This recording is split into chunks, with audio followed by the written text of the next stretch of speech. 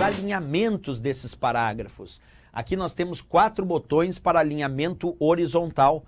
Vamos primeiro ver cada um desses botões, as suas nomenclaturas, e depois a gente usa os botões para alinhamento. Então acompanha comigo aí em tela cheia, como sempre, e vamos descobrir o nome de cada botão aí.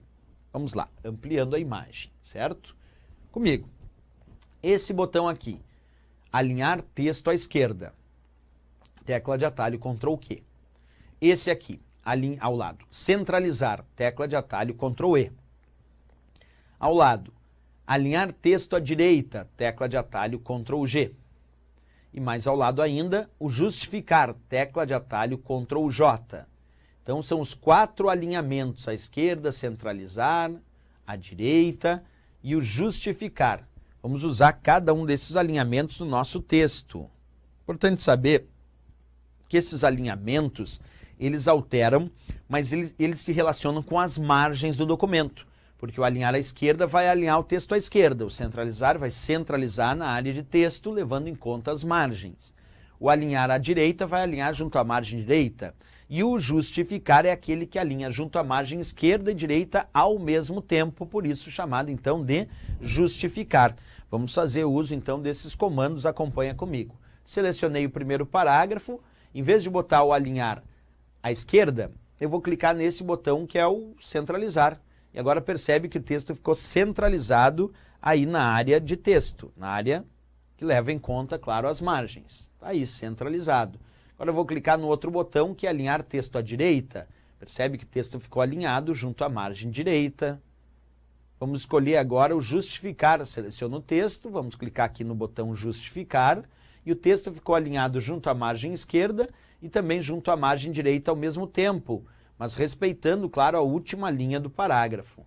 Então, o justificar alinha junto à margem esquerda e junto à margem direita simultaneamente, por isso é chamado de justificar.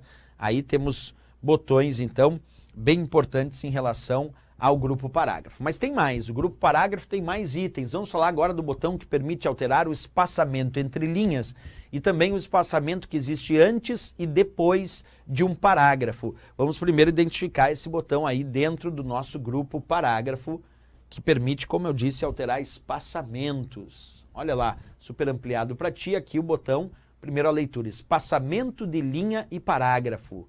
Espaçamento que altera entre as linhas e também o espaçamento que existe antes e depois do parágrafo. Vamos fazer o seguinte, vamos selecionar aqui esse primeiro parágrafo e vamos clicar no botão espaçamento de linha e parágrafo e escolher o espaçamento 2 de duplo. Percebe que agora o espaçamento entre as linhas desse primeiro parágrafo está duplo, maior do que o espaçamento entre as linhas do primeiro parágrafo, do segundo parágrafo, que eu vou escolher aqui, ó, no espaçamento de linha e parágrafo, vou escolher 1, 1.